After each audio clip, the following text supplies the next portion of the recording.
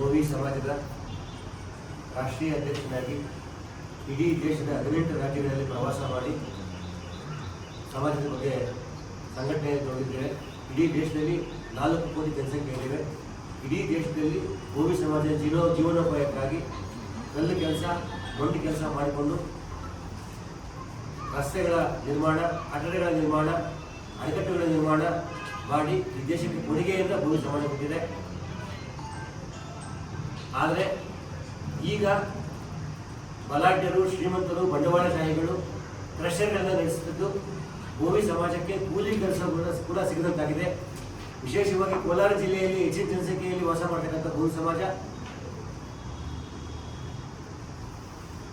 ನಮ್ಮ ಸಮಾಜಕ್ಕೆ ಕೂಲಿ ಕೆಲಸ ಕೂಡ ಸಿಗದಂತಾಗಿದೆ. ಅನ್ಯಾಯ ಆಗ್ತಾ ಇದೆ, ತೊಂದರೆ ಆಗ್ತದೆ ಅನ್ನೋದಕ್ಕೆ ಮಾಲೂರು ತಾಲೂಕಿನ ಟೇಕಲ್ ಹೋಬಳಿಯ ಬಿಟ್ಟಿಗಾರಹಳ್ಳಿ ಗ್ರಾಮದಲ್ಲಿ ಸುಮಾರು 80ಕ್ಕೂ ಹೆಚ್ಚು ಕುಟುಂಬಗಳು ನಾವು ವಾಸ ಮಾಡ್ತಿದ್ದೇವೆ. ನಮ್ಮ ಜೊತೆಗೆ ಇತರೆ ಸಮಾಜಗಳು ಸೇರಿ 120 ಕುಟುಂಬಗಳು ವಾಸ ಮಾಡ್ತಿದ್ದೇವೆ.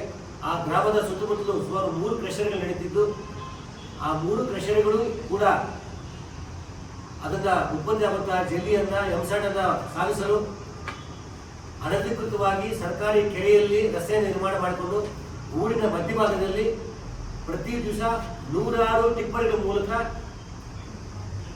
ಈ ಮಾಲನ್ನ ಉತ್ಪತ್ತಿಯಾದಂತಹ ಮಾಲನ್ನು ಸಾಗಿಸ್ತಾ ಇದ್ದಾರೆ. ಅದರಿಂದ ಧೂಳು, ದುಮ್ಮು ಸೃಷ್ಟಿಯಾಗಿ ಪ್ರತಿ ಮನೆಯ ಮೇಲೂ ಕೂಡ ಧೂಳನ್ನು ತುಂಬಿಕೊಂಡು ಪ್ರತಿ ಮನೆಯಲ್ಲೂ ಕೂಡ ಪ್ರತಿ ದಿವಸ 2 ರಿಂದ 3 ಸಲ ಶುದ್ಧೀಕರಣ ಮಾಡುವಂಥದ್ದು ವಾತಾವರಣ ಇದೆ.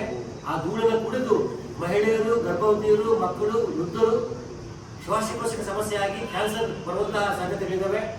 ಮತ್ತು ಆ ಧೂಳನ್ನು ನಿಯಂತ್ರಣ ಮಾಡಲು ಕ್ರಷರ್ ಮಾಲೀಕರು ನೀರನ್ನು ಹಾಯಿಸಿದ ರಸ್ತೆ ಮೇಲೆ ಆ ನೀರನ್ನು ಹಾಯಿಸುವುದರಿಂದ ರಸ್ತೆಯಲ್ಲಿ ಗುಂಡಿಗಳು ನಿರ್ಮಾಣ ಆಗಿ ಆ ಗುಂಡಿಗಳು ಸೊಳ್ಳೆಗಳು ನಿರ್ಮಾಣ ಆಗಿ ಅದರಿಂದ ಅನಾರೋಗ್ಯಕ್ಕೆ ಹಾನಿಯಾಗ್ತದೆ.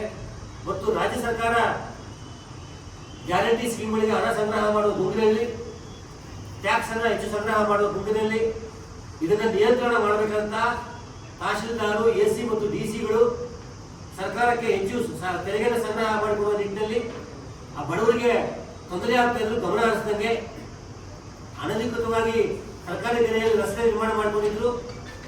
ಯಾವುದೇ ರೀತಿ ಕೇರ್ ಮಾಡದಂಗೆ ಜಿಲ್ಲಾಡಳಿತ ಕೂಡ ಅವರಿಗೆ ಪೂರಕವಾಗಿ ಸ್ಪಂದಿಸ್ತಾ ಇದೆ. ಈ ಕೂಡಲೇ ಜಿಲ್ಲಾಡಳಿತ ಎಚ್ಚೆತ್ತುಕೊಂಡು ಸ್ಮಾರ್ಟ್ ವಿಸಿಟ್ ಮಾಡಿ ಇದನ್ನು ನಿಯಂತ್ರಣ ಮಾಡಲಿಲ್ಲ ಅಂದರೆ ನಾವು ಮಹಿಳಾ ಆಯೋಗ, SC/ST ಆಯೋಗ, ಸರ್ಕಾರದ ಮುಖ್ಯ ಕಾರ್ಯದರ್ಶಿಗಳು ಮತ್ತು ಗಣಿತವಂತ ರಾಜ್ಯಪಾಲರಿಗೆ ಮುಂದಿನ ಸೋಮವಾರ ದೂರು ನೀಡಲು ನಿಶ್ಚಯಿಸಿದ್ದೇವೆ. ಮತ್ತು ಭಾರತ ಸರ್ಕಾರದ ಮಹಿಳಾ ಆಯೋಗ ಮತ್ತು SC ಆಯೋಗ ಇದಕ್ಕೂ ಕೂಡ ದೂರು ನೀಡಿ ಕಾನೂನು ರೀತಿ ಸುಸ್ಥಿರ ಜರುಗಿಸುವಂತೆ ಒತ್ತಾಯ ಮಾಡ್ತೇವೆ. ಈ ಕೂಡಲೇ ಇದನ್ನು ನಿಲ್ಲಿಸಬೇಕು.